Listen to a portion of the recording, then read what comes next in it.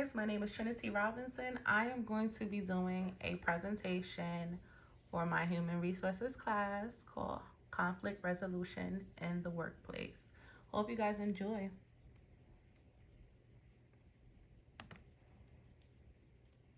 Conflict, normal and healthy part of relationships. When mismanaged, can harm relationships.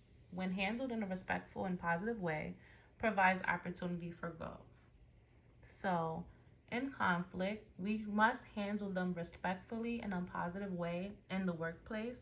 We don't want to have our workplace in an unhealthy environment or toxic or a environment where we are not being respectful and positive to our other coworkers in event of a conflict or if we have an issue. So that's very important.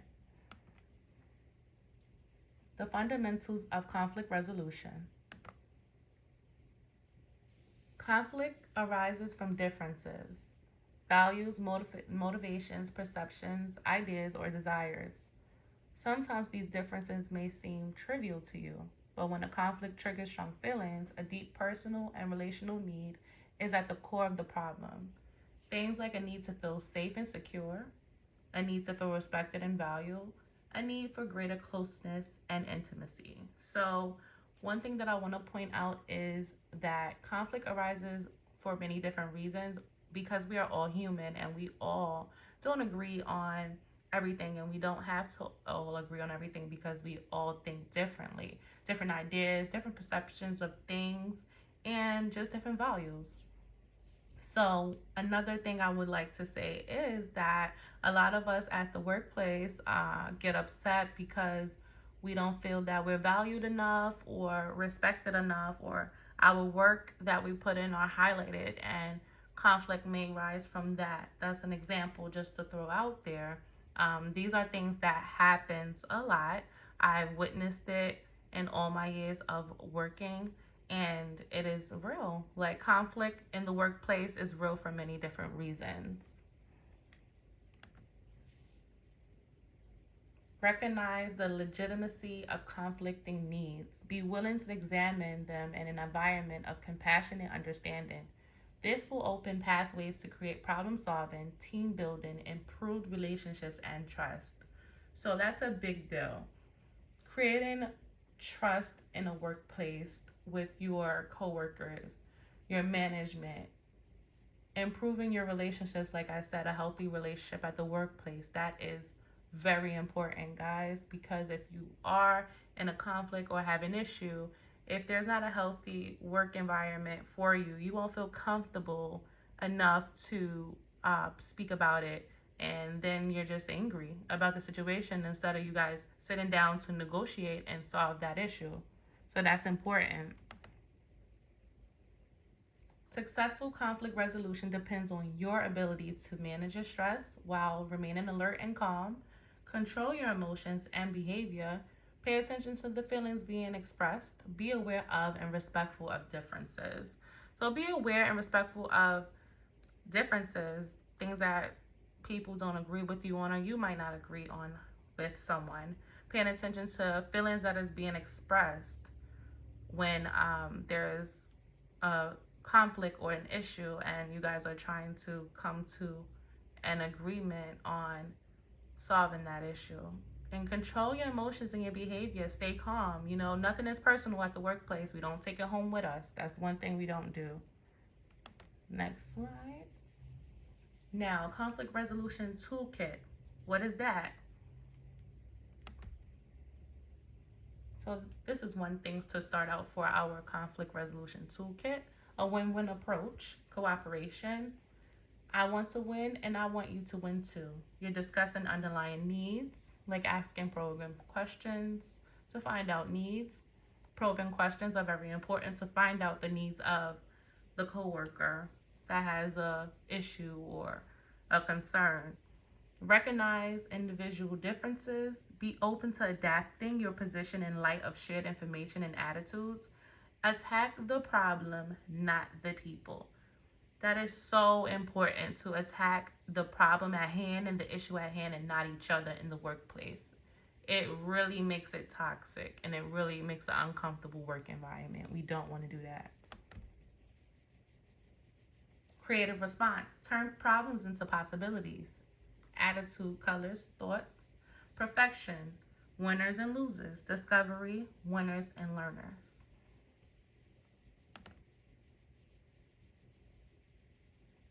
Empathy. Information. Getting that clear picture. Affirmation. Affirming, acknowledging, exploring the problem. Inflammation. Responding to a complaint or attack on you.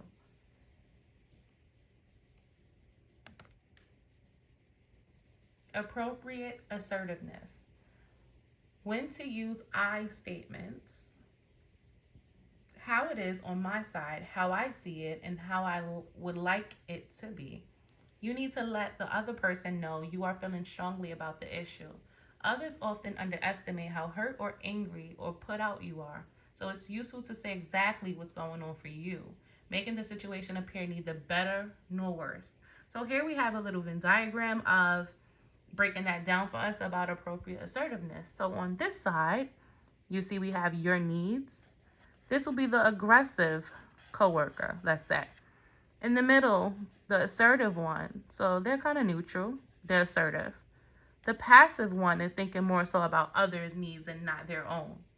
So there's a big difference with that. Passive aggressive, being passive or being aggressive, or assertive with conflict resolution. Cooperative power, responding to resistance from others. Ask open questions to reframe resistance. Find options. Redirect. Move to the positive. Go back to legitimate needs and concerns. Managing emotions, handling yourself. So we have 5 questions here. I'm going to go through a few of them. Why am I feeling so angry, hurt, frightened? What do I want to change? What do I need in order to let go of this feeling? Whose problem is this anyway? Like, whose problem is this really? So you may want to ask yourself when you're trying to manage your emotions and handle yourself to keep calm. Listen, whose problem is it really? Because at the end of the day, we don't want to get angry over things we can't control. And we want to come to a common ground, and we want to keep the workplace healthy. And what do you want to change? Why are you feeling the way you're feeling? Managing emotions, handling others. Continue. People's behaviors occurs for a purpose. They are looking for ways to belong, feel significant, and self-protect. So avoid attention-seeking behaviors. Disengage from the struggle for power. Convince them that you respect their needs. Encourage any positive attempt, no matter how small. So this is all in conflict resolution. Like, these are ways to keep everything calm and healthy in a work environment that you feel like you can speak to anyone about how you're feeling, like an open door in a way. Negotiation. Be hard on the problem and soft on the person. Focus on needs, not positions. Empathize common ground. Be inventive about options. Make clear agreements. Where possible, prepare in advance. Mediation. These attitudes are relevant when you are advising a conflict that is not your own. Be objective and supportive. No judging. Steer the process, not the content. Win-win, which was one of our conflict resolution toolkit things that we went over. This may be an informal chat with both conflicting people or a formally organized mediation session. So mediations, we want to just listen, active listen to everyone. No judging, and be supportive at the end of the day. Broadening perspectives. Respect and value differences. Recognize a long-term time frame. Assume a global perspective. Deal with resistance to the broader perspective. Be open to the idea of changing and risk-taking. Very important. Responses to conflict. Unhealthy responses will be things like inability to recognize and respond to matters of great importance to the other person. Explosive, angry, hurtful, and resentful reactions. Withdrawal resulting in rejection, isolation, shaming, and fear of abandonment. expectation of bad outcomes, fear and avoidance of conflict. So these are all unhealthy responses that are no good in the workplace, and that is not how we handle conflict resolution in the workplace.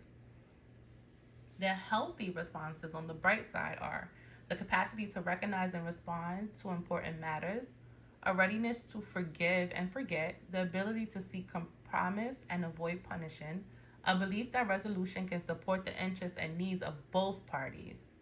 So we are not thinking of ourselves, we're being more passive and not aggressive and just thinking about our own needs. So the 4 key conflict resolution skills. The first one, quickly relieve stress. The second one, recognize and manage your emotions. The third one, improve your nonverbal communication skills. And the fourth one, use humor and play to deal with the challenges. And quick tips I have for you guys for conflict resolution. Make the relationship your priority. Focus on the present.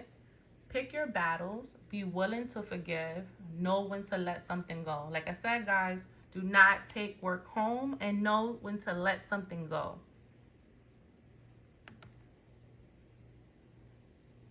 Fair fighting ground rules. Remain calm. Express feelings in words, not actions. Be specific about what is bothering you. Deal with only one issue at a time. No hitting below the belt. Avoid accusations. Don't generalize. Avoid make-believe. Don't stockpile. And avoid clamming up. Learn how to listen. That's an extremely major tip and very important. Tips to be a better listener. Listen to the reasons the other person gives for being upset.